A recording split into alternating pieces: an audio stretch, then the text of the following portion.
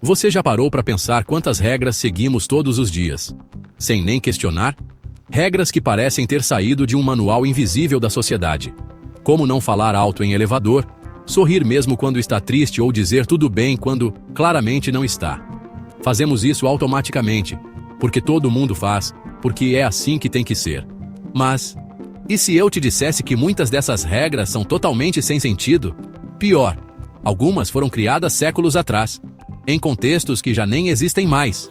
Hoje, vamos revelar as normas sociais mais absurdas que você provavelmente segue e nem percebe. Prepare-se para questionar o óbvio, porque talvez o verdadeiro estranho seja apenas aquele que teve coragem de pensar diferente. Você já parou para pensar como começamos a maioria das conversas? Alguém olha para você e diz: "E aí, tudo bem?" E sem nem pensar, você responde: "Tudo." E com você? Mas e se não estiver tudo bem? Se você passou a noite sem dormir, perdeu um ente querido ou levou um fora dolorido, você ainda responde tudo bem. Por quê? Porque essa pergunta nunca foi real. É só um ritual social, um script automático que aprendemos desde criança. É como um aperto de mão verbal, onde ninguém espera sinceridade. Espera-se conformidade. Segundo estudos da Universidade de Harvard, o cérebro humano leva apenas 207 milissegundos para cuspir a resposta "tudo bem", antes mesmo de processar como você realmente está. É como se estivéssemos presos num teatro invisível, onde cada um veste a máscara da normalidade. Mas o que acontece se alguém decide ser honesto? Imagina a cena. Como você tá? Olha, perdi meu emprego, minha cachorra morreu e acabei de descobrir que sou intolerante à pizza. Silêncio. A outra pessoa trava. Os olhos procuram uma rota de fuga. O cérebro grita: "Não era para ser assim." Ela só queria ouvir o tudo bem de sempre, dar um sorrisinho e seguir a vida. Porque, no fundo, essa pergunta virou um código secreto. Tudo bem? Na verdade, significa: reconheço sua presença, mas não quero me envolver. E responder tudo é o jeito educado de dizer: entendi as regras desse jogo, vamos seguir. Porque quando a conversa vira um teatro, o resto da vida também vira. Principalmente quando o assunto é presentear. Tem uma gaveta na casa de quase todo brasileiro. Uma gaveta secreta. Ali vivem os presentes que a gente nunca usou, nunca pediu, mas jamais ousou jogar fora. Por quê? Porque vai que a tia Fátima resolve aparecer do nada e você não colocou aquela almofada bordada com a cara do gato dela no sofá. Pronto, escândalo de família. A verdade é que dar presentes virou um tipo moderno de chantagem emocional. Não é mais sobre carinho, é sobre expectativa. Você gasta R$ 250 num cachecol que a pessoa não queria. Ela te dá um aromatizador de ambiente que vai direto pro armário. No fim, ninguém ficou feliz, mas todo mundo fingiu que sim. Poderíamos simplesmente trocar o dinheiro e resolver nossas vidas. Mas não. A gente prefere esse teatro do consumo obrigatório. E quando o presente é feito com amor, tipo um gato de cerâmica com um olho olhando para frente e outro pro além, aí piora. Porque não é só um presente, é uma prova viva de que a pessoa investiu tempo, energia e espera que você valorize, mesmo que o bicho te dê pesadelos. E o resultado? Temos estantes cheias de lembranças que a gente não ousa tocar. Elas não decoram. Elas evitam constrangimentos. É como se o Natal tivesse virado uma temporada de impostos emocionais. Uma espécie de taxa de amizade. Paga com cartão de crédito parcelado em 12 vezes. E o mais insano? A gente sabe que é absurdo, mas continuamos, ano após ano, envolvendo a expectativa em papel brilhante e chamando isso de carinho. E assim seguimos, cumprindo rituais sem pensar. Presentes, cumprimentos, são todos códigos sociais que repetimos sem questionar. Alguns vêm embrulhados, outros estendidos em forma de mão. Apertar as mãos parece um gesto de educação, né? Mas na prática, é quase um salve geral para os germes. Pouca gente sabe, mas esse hábito surgiu séculos atrás, quando as pessoas precisavam provar que não estavam escondendo armas. Olha, minha mão tá limpa, sem faca, sem punhal. Mas hoje, a faca saiu e os germes entraram. Quando você aperta a mão de alguém, está basicamente organizando uma rave bacteriana.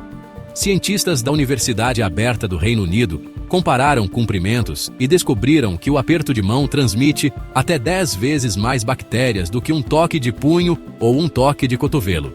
É tipo trocar figurinhas, mas ao invés de pokémons, são colônias de E. coli. E mesmo sabendo disso, a gente continua, porque a etiqueta social manda, como se recusar fosse uma ofensa pessoal. A verdade, hoje em dia, estender a mão é mais perigoso do que não estender. Talvez esteja na hora de trocar o prazer em conhecê-lo por um aceno simpático, ou melhor, por um oi sincero, com as mãos bem longe do meu sistema imunológico. Mas se o aperto de mão virou risco invisível, o espirro ainda carrega um ritual sagrado. Você está numa sala silenciosa. De repente, alguém espirra. E sem pensar, como num reflexo ancestral, você solta. Saúde. Mas já parou para se perguntar por que fazemos isso? Não é por educação. É superstição disfarçada de gentileza. Lá no passado, muito antes do SUS, dos antigripais e das vacinas, as pessoas acreditavam que o espirro era mais do que uma reação alérgica. Era o momento em que a alma saía do corpo, e os demônios aproveitavam para entrar. Sim, um espirro era visto como um portal espiritual. Então, desejar saúde era quase um mini-exorcismo de emergência. Durante a Peste Negra, na Europa do século XIV, espirrar podia significar que você não veria o pôr do sol. O Papa Gregório I chegou a institucionalizar o hábito de abençoar quem espirrava, não como cortesia, mas como uma oração desesperada. Por favor, não morra. E se morrer, não leve a gente junto. E o mais curioso? Ainda fazemos isso hoje, mesmo sem acreditar em demônios. Mesmo quem não acredita em Deus diz saúde, como se fosse código de conduta da boa convivência. Mas tossiu? Ninguém fala nada. Soltou um arroto? Silêncio constrangido. Parece que só o espirro é digno de proteção divina. Vai entender. Vivemos repetindo costumes que ninguém mais entende. De um código falado para um código vestido, ambos são sinais de como deixamos tradições guiar até as escolhas mais banais. E isso vale até para as coisas que usamos no corpo. Como a gravata. Agora imagina a cena. Você se prepara para uma entrevista de emprego. Camisa passada, sapato engraxado. Tudo certo. Mas o nó da gravata tá meio torto. Pronto. Acabou. Você poderia ter 3 diplomas, falar 4 idiomas e entender de planilha melhor que o Excel. Mas o RH vai lembrar do seu nó de gravata e te julgar por ele. A gravata, esse pedaço de pano inútil que não esquenta, não seca suor e ainda aperta o pescoço, virou símbolo de competência profissional. Como se um bom nó comprovasse sua capacidade de liderar equipes ou gerenciar milhões. E não é só um nó, não. Existe toda uma hierarquia invisível, o nó simples, básico, sem frescura.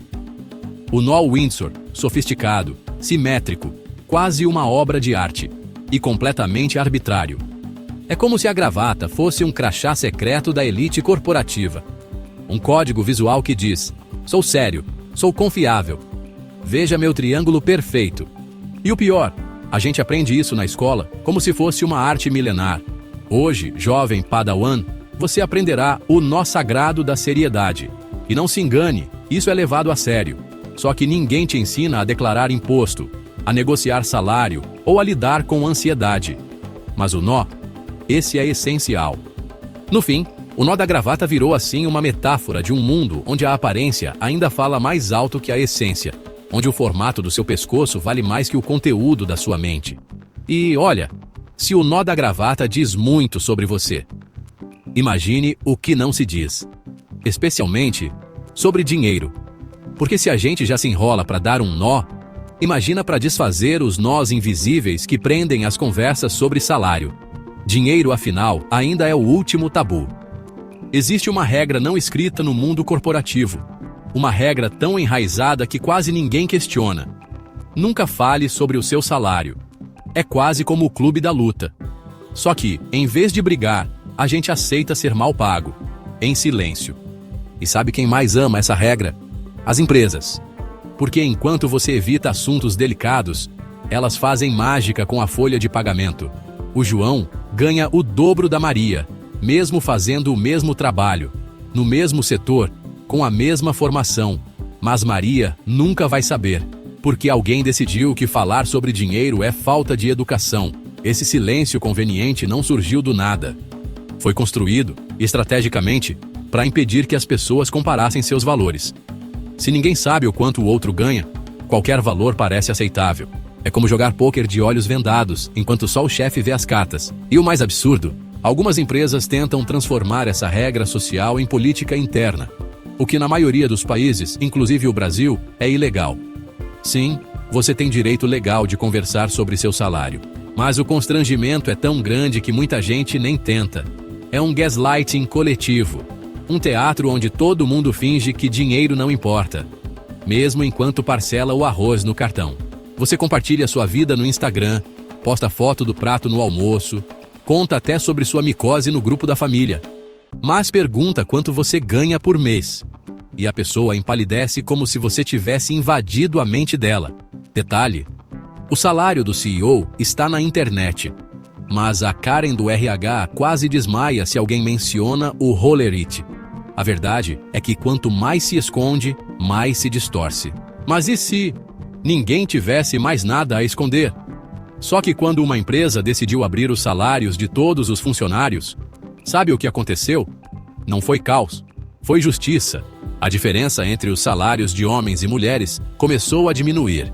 As promoções ficaram mais claras. A transparência obrigou quem assinava os cheques a pagar melhor. Porque, sem o escudo do sigilo, a desigualdade fica exposta e mais difícil de justificar.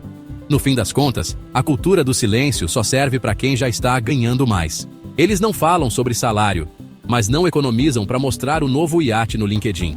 Falar sobre dinheiro não é grosseria, é consciência. Enquanto a gente se cala por vergonha, tem gente lucrando com o nosso silêncio.